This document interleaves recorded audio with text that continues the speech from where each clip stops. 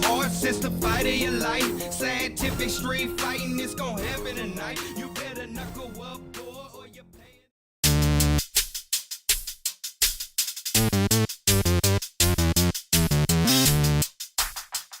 My name's Cory Alexander.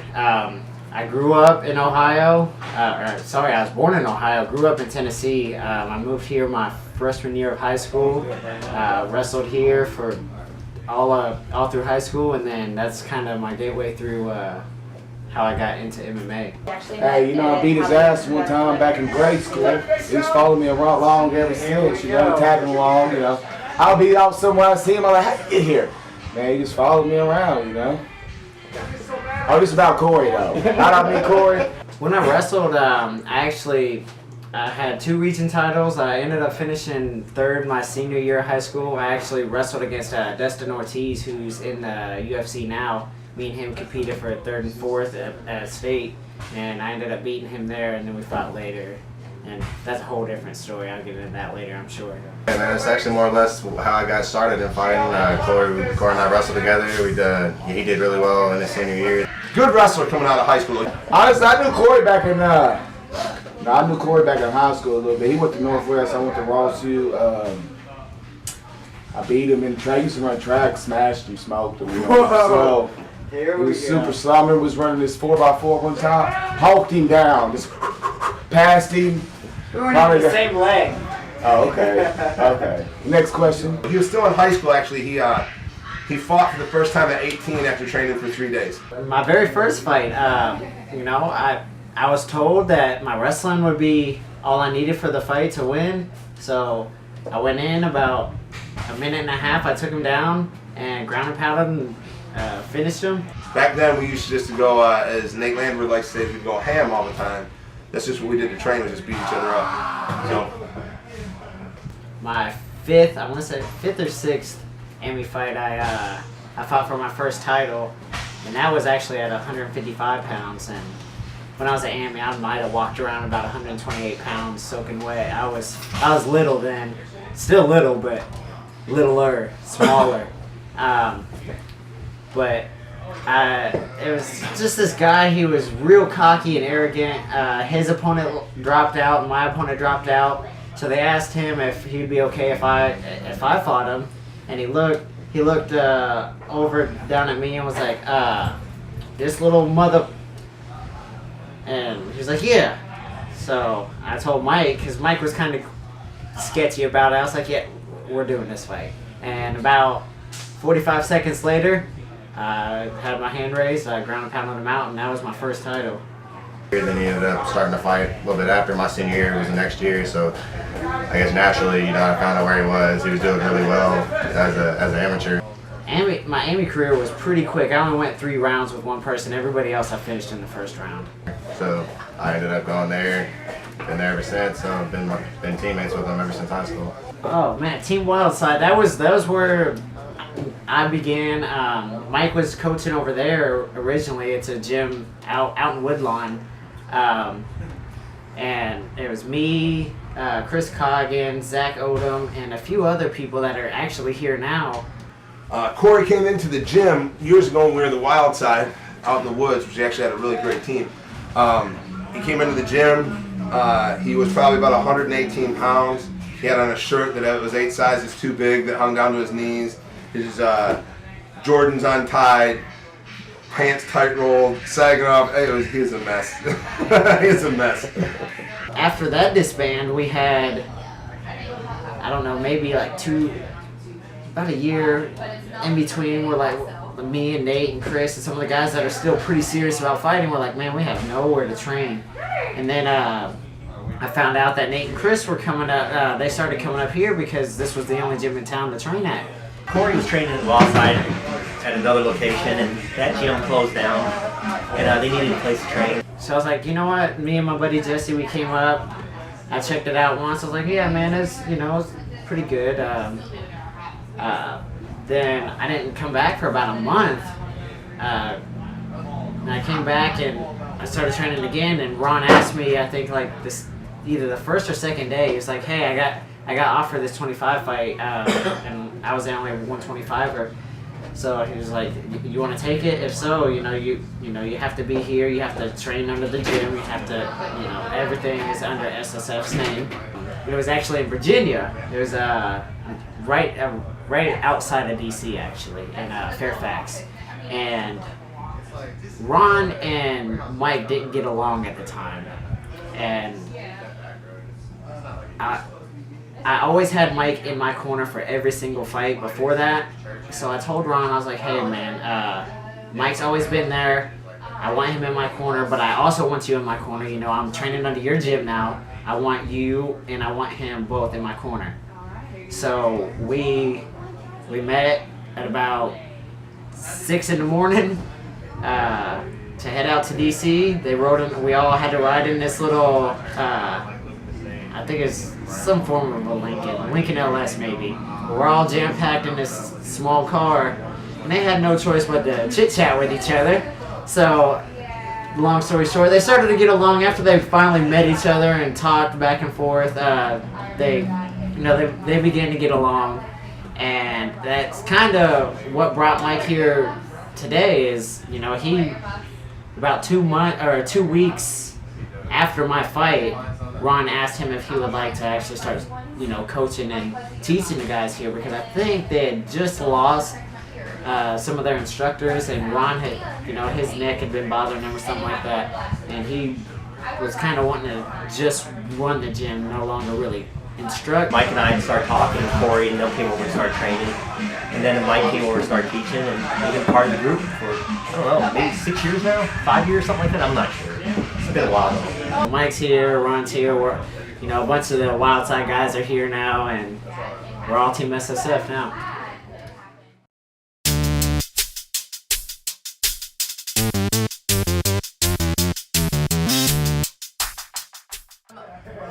Well, we met a few times before I actually realized. We met kind of before I got here, about 6 months before I got here.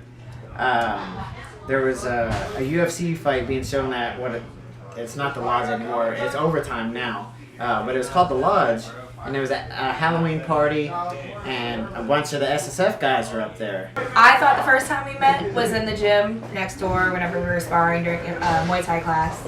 And then, come to find out, we met Halloween, so we got together in May 2012, and we actually met Halloween 2011, and I didn't know it. I seen JC up there, who also actually coached me my junior year, I believe, sophomore, junior year of wrestling, and he's training with SSF and whatnot. So we were chit-chatting back and forth, and I seen Molly sitting at the table, so I was like, "Hey, JC, who's that?" It's like, no, she, at the time she was married. It's like, "Hey, she's married, she's not interested in anybody." I was like, "Alright, fine." Well, we started to come to the gym, and I guess they had started having their problems fairly recent, within months of that, or weeks or days or whatever. But they were having their issues. She was in the middle of a weight cut.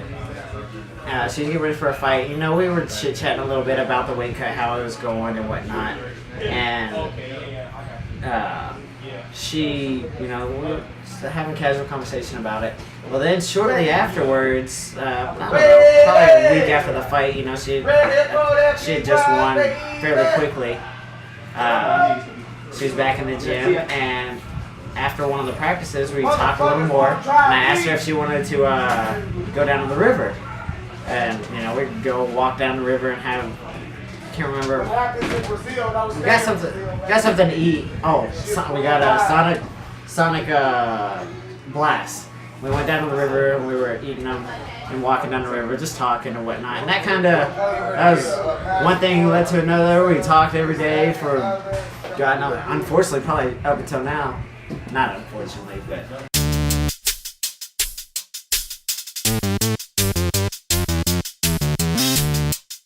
Oh man, pro debut. Let's see. I was out of the gym, not training for about 2 months actually. And Mike it's like, hey, we got offered this pro debut against Josh Ferguson.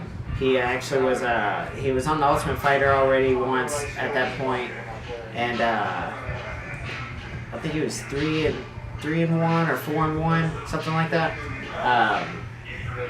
But it was at 135, and I was like, I mean, I'm out of shape. Mike's like, all right, well, it don't matter, we'll do it anyways. So all right, so we did it. It was about let's see, I trained for about 2 weeks, and then the last week was cutting what little bit of weight I had to cut. At that time was still not much. We went up there, I was winning the first round. Second round I was winning. The first round was probably about a 10-8 round. And then the second round I was winning, and just, he took my back and choked me up. And that was that. It's crazy. It's crazy to think about, you know, the people that he's fought. They're, you know, being UFC vets. I guess one of my favorite fights, obviously, because a lot of people will know the name now due to the UFC.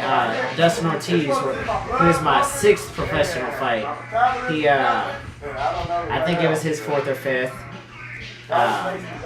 We fought down in Nashville as, you know, our early pro career. So we had wrestled in high school. I beat him at state in high school, and then we ended up fighting each other as pros later on down the road. That was a 3-round war. He ended up getting the TKO victory like 15 seconds before the end of the 3rd round. But it was a back and forth fight. It was fun. He's had ups and downs, and for a few years, you know, he was just win. But he's done so much. Ryan Farhat, what actually got me here at SSF, that was a 3-round war. That was the most beating, I guess, the biggest beating I've taken in a fight. I still won. You still won 30-27 on all cards or whatever. But it was a war. Starting out, his fighting style has changed so much over the years because, of course, coming into it, you know, he was the wrestler. Like, he was known as the wrestler. He was the wrestler. Cory started out as predominantly a wrestler, and you know, over his last few fights, he's just become more.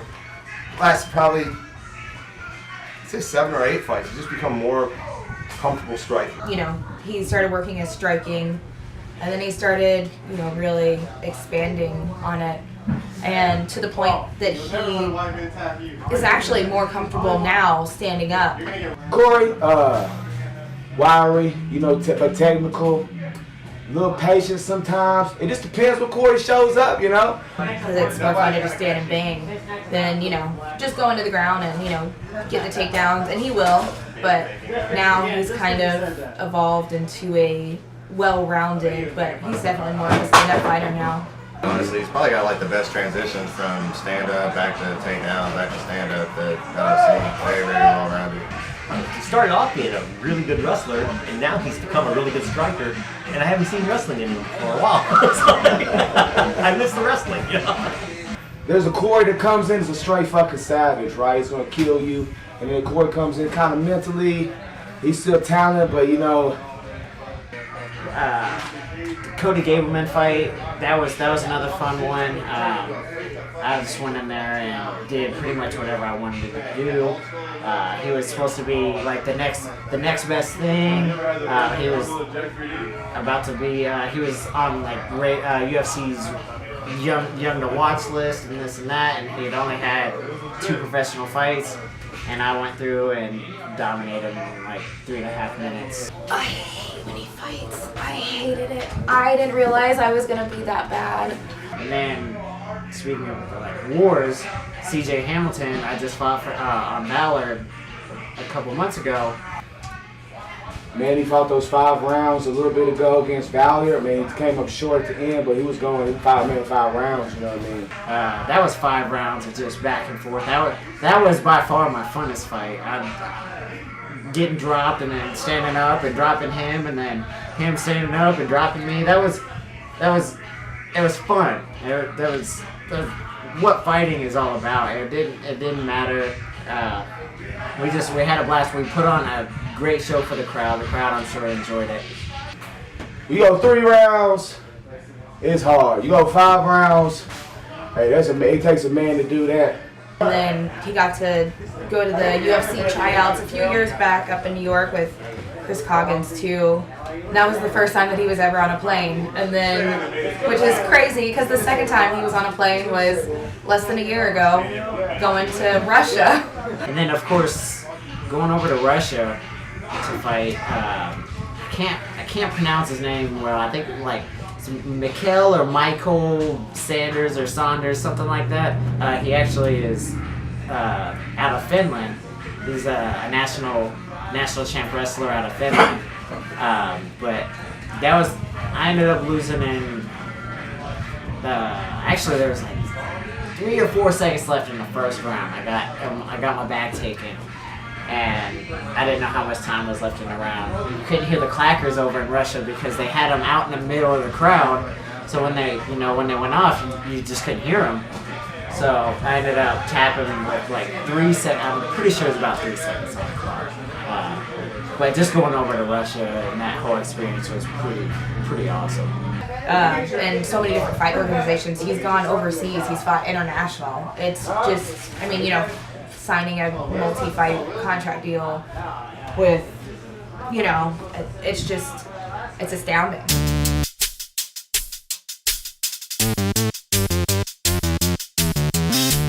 Well, it kind of really wasn't the final bout. It was the war with C.J. Hamilton, actually. After I went 5 rounds and I ended up losing, I kind of had thoughts about it, and then, like, within a week, not even a whole week, my manager called me. It was like, hey, ACB, the Russian promotion, has you on this card for January out in California. So I was like, well, shit, I guess I'll go ahead and take it. His last fight was against a kid that's fought, went to a decision with Benavidez. He went to a decision with Carrasco. He's fought 2 guys basically fought for UFC titles. He was in the UFC, had a contract dispute, is why he wasn't there. So I ended up doing that, and I treated it just like any other fight. I didn't contemplate the retirement in between. I trained just as hard for it. Cory basically just pieced him up on his feet. Won the first round after being dirtied up, and the one judge told me he had him win in the first round. He just, in the wrestling context, he just had a hard time working back up the cage. So, after that fight, I ended up losing a 3-round decision. I think it was a split decision. It ended up being like 4 losses in a row by just like the smallest of margins. And coming out of a hole like that, because I'm now 9 and 11, it's to actually try to flip my record back without fighting scrubs. It's just not gonna lead me anywhere. So I was like, I got my boy now. Is about to start kindergarten this coming year. He's been a great dad. I don't know, most people may not know. He's got a little guy, man. He's a cool kid. Enjoy spending time with both of them when they're around. And I'm ready to focus on him and Molly and Jacob and the family and getting paid money, real money, instead of trying to live paycheck to paycheck fighting. Because let's be honest, unless you're anywhere in the UFC or Bellator, these large promotions, you're not making enough to survive between the fights. You gotta work, and heck, I know a lot of guys that still work even on these large promotions. Cory has had, and I say had because let me just say it like this: it's hard for me to keep my peace on it because Cory is actually family to me. He's one of my dear friends. I can say it for myself as well. After stopping fighting, this stuff doesn't go away. It doesn't just like you stop fighting. No one, you don't. You still go to fight shows. You still see those people. You still have those connections with those people that you've had for so many years. I wish he wasn't quitting. What are your thoughts on his career overall? Man, you know what? If he would have ducked when he dodged when he ducked, slipped when he punched when he kicked, the kid could be top 5, top 10 right now, getting paid big money, you know what I'm saying? It's a fine line. You see wins and losses, but when you watching, it's a fine line.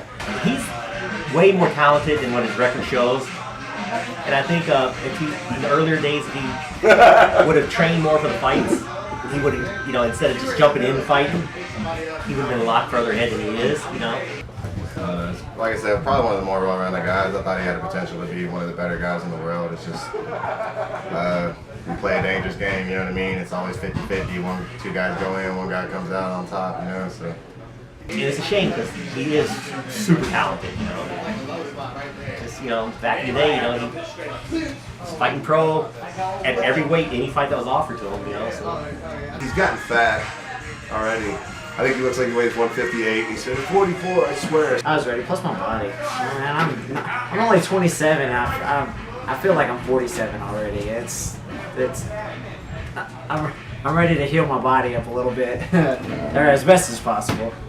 As we'll maintain a relationship. I tell all these guys, it doesn't matter if they're fighting or not. I love them just the same, man. And if they ever need anything, I'll be there for them. That being said, Cory Alexander, mark my words, and I don't want him to not fight because of his pride after me saying something. He's not going to fight. I don't know, man. We've been doing this almost 10 years now. I guess, it's just maybe realize it's time to move on, I guess. Start doing something new. As far as his career, though, he's probably one of the best fighters I've ever seen. Definitely very well-rounded, very great trainer partner. He's fought really hard. He's had some close fights. He's on the breach of really great things, and or the brink, whichever it would be. Is whether it's a full retirement or a timeout, it remains to be seen. It's a tough thing to walk away from this business, man. I've tried it before. Just he's a great guy, and glad to have him as part of the team. And we'll see him back in the cage. Hopefully he stays in, with the helping guys train. Shoot, he's only 27 years old, I think. I mean, really, he's hitting the prime of this fight career. That's one of the reasons I say it's more of a timeout. We've got Nate Landwehr, Chris Coggins is still fighting. You've got Adrian Thomas. You've got Ed Massey, who's ranked, top 2 in the state or area, something like that. Try and pay attention to everything. And we got a bunch of really solid amateurs. So having Cory here in the training context, and being a sparring partner for those guys, he needs to remember though is where I used to protect him. He's just a little fella. I don't have to worry about you getting hurt now, bro. Go get him. Actually, that's not true. He'll probably be out of shape. I'll have to drag him off the mat. So. He just doesn't realize it, but if he would just stick with it a little bit longer, the break's coming for him. You know what I mean? If he truly does, I got a very experienced guy. I mean, he's a purple belt. He does good on the grappling scene. Pro fighter. He's got to travel around the world. I don't think he's done it. I don't think he's done enough. I think, and I know it gets frustrating catching a couple losses against really great talent, but I think he's going to take some time out, and I think he'll be back, to be honest with you. I really don't think this is it. That's why when he posted on Facebook, and I wanted to choke him, he didn't talk to me about it, because he knew I would have talked to him and not. But, I think he'll be back, man. This isn't retirement. This is time out. Wish you weren't quitting, bro. You know what I mean? Hopefully he decides to come back, and he knows he's going to stick around and be a training partner, so it's always good. I'll miss you, homie. Love you. Take another fight. Hey, take another fight, Cory. And it's MMA and the martial arts community and fight world it's a lifestyle, and it's a way of life. And it's good. You like to see people after the years, and you like to catch up with them and see how they're doing, because everyone grows and everyone likes to see the best from each other, win or lose in fights, or opponents or not, feuds here and there. Everyone wants to see the best. So. Man, he's a good fighter though, man. I hate that he fucking just hangs it up. There's some bitch ass shit. Next question. I just want to say thank you to everybody that supported me from the very beginning all the way until now. I'll still be doing BJJ competitions and whatnot once I finish getting my CDO.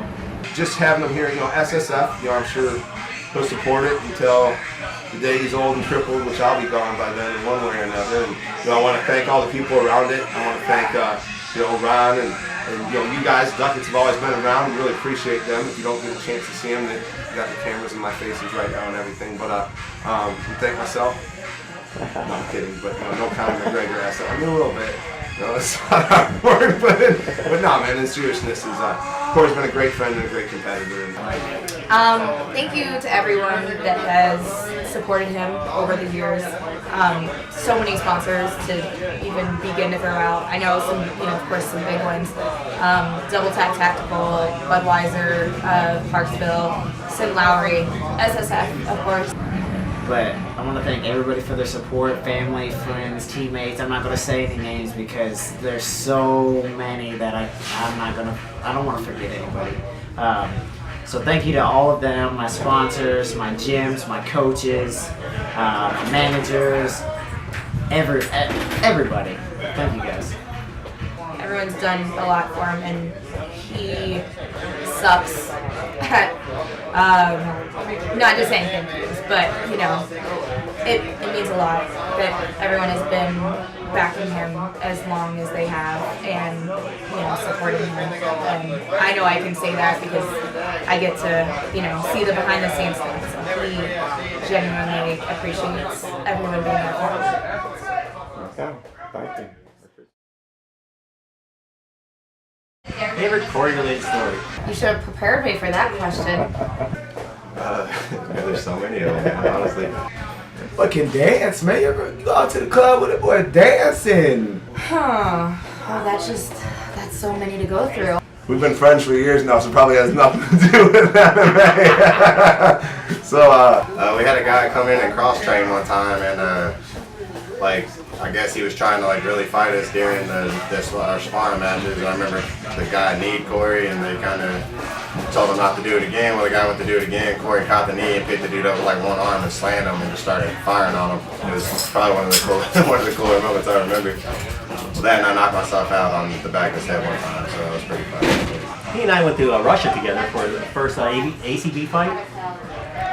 And it was kind of neat going there, and the hotel seemed like an upscale hotel, but they had a strip bar in the hotel. They sent us to the sauna. The sauna had a strip club there with pole and padded bedroom rooms that are just completely padded. It was kind of gross, but it was kind of funny too, you know. So that was kind of neat. You go see Russia with Cory. He's a dancer. No, I was my most hypest moment with him. and probably the time, and this sounds bad because it sounds like I was dating some monster girl. She's actually a very, very pretty girl. But early on in Cory's fight career, and this is not one of the best stories, it's just one that popped in my head, is this will give you an idea of his size. And Cory was fighting and winning, and we started looking at their biceps, and she was probably like 110 pounds soaking wet, you know, maybe 115 pounds. And we measured her biceps, we measured Cory's when we were all partying. We were a very close team, by the way, everybody kind of hangs out. I've gotten older, so I don't think I get to hang out as much. But anyways, we were hanging out, and we were all by the pool, and we measured biceps, and his biceps were the same size as my girl's. Probably when I was fighting, we got into it with the corners, we was all hype, ready to, we was about to brawl out in the parking lot, in the backstage. And my boy's a scrapper. Next question. Okay, we'll come back to that one. Okay. I'll think about it.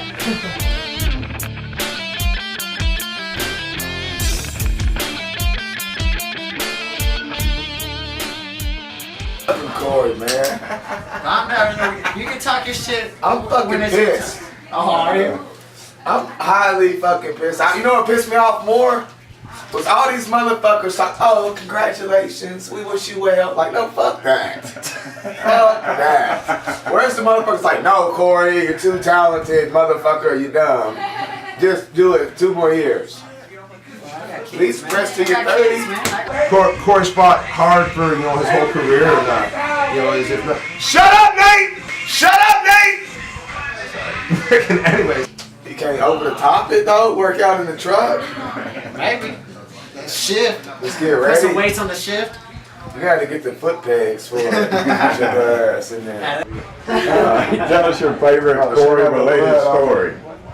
I done busted a hater up and already got to see that. Hey, Cory related story? You ain't got time for all this. We're fighting in Brazil. You ain't fucking retired. Let's go. My favorite story for Cory is he retired too young, you know. That's damn right. I was thinking to myself, Cory's so good, why retire now, you know? That's my favorite story. I gotta go. Yep. There you go. Let's go. Duckett. Oh, you was videotaping this whole thing? They gonna have me talking. What the fuck, Cory? Huh? Everybody tell him don't do it. Next question.